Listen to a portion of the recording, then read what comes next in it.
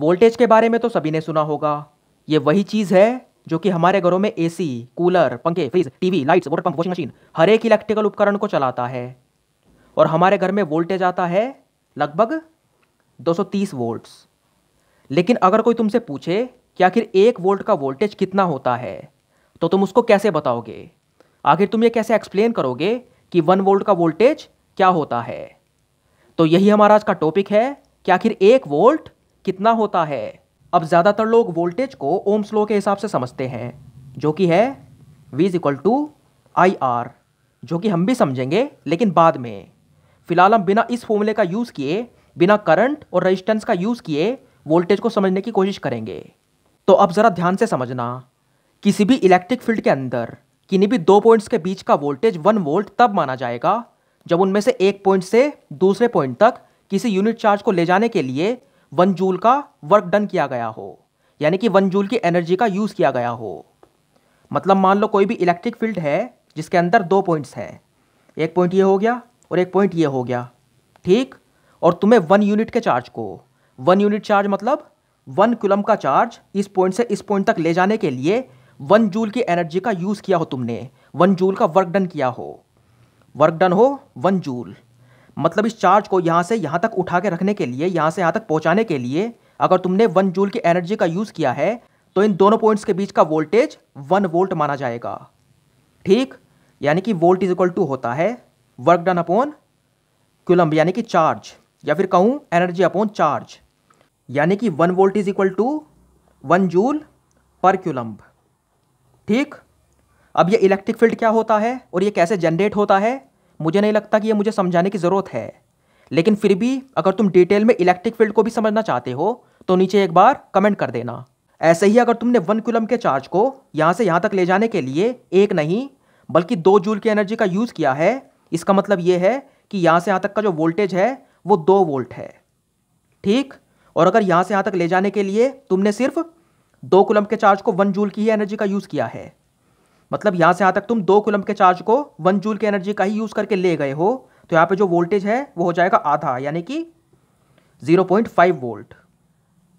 मतलब सीधी सी बात है, कूलम क्या होता है? चार्ज। और चार्ज क्या होता है? इलेक्ट्रॉन्स।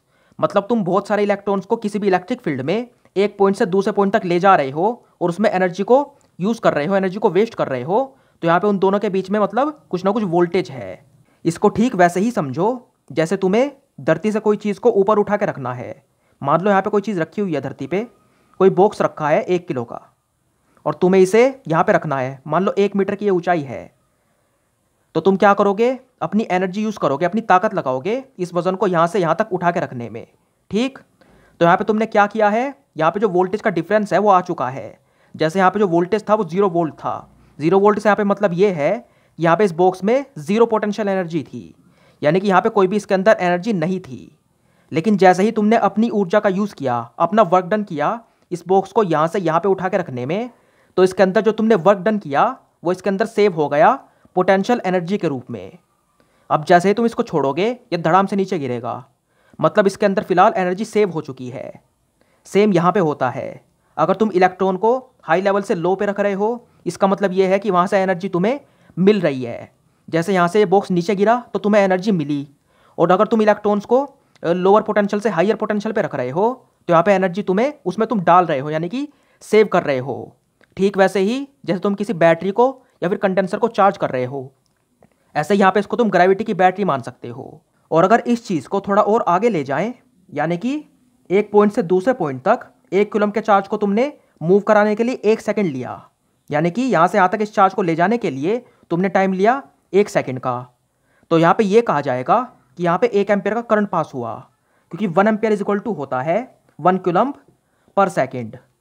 यानी कि यहाँ से यहाँ तक इस चार्ज को ले जाने में 1 कूलम के तुमने 1 जूल की एनर्जी का यूज़ किया, इसका मतलब इन दोनों के बीच का वोल्टेज है 1 वोल्ट, और उस चार्ज को यहाँ से यहाँ तक ले जाने के लिए तुमने टाइम लिया 1 सेकेंड का, तो यहाँ पे कहा जाएगा कि इन दोनों पॉइंट्स के बीच में अभी अभी 1 एम्पियर का करंट पास हुआ है। अब इसके अलावा अगर हम वोल्टेज को ओम्स लॉ के हिसाब से समझें, यानी कि V = IR, तो ये बहुत ही सिंपल है। किसी भी 1 ओम के रेजिस्टेंस में 1 एम्पियर का करंट तब पास होगा जब तुम उस पर 1 वोल्ट का वोल्टेज लगाओगे, या फिर ऐसा भी कहा जा सकता है किसी भी रजिस्टेंस में अगर 1 एम्पियर का करंट पास हो रहा है और उसकी वैल्यू है 1 ओम, तो उसके अक्रॉस, उसके दोनों पॉइंट्स के अक्रॉस, दोनों टर्मिनल्स के अक्रॉस 1 वोल्ट का वोल्टेज ड्रॉप होगा।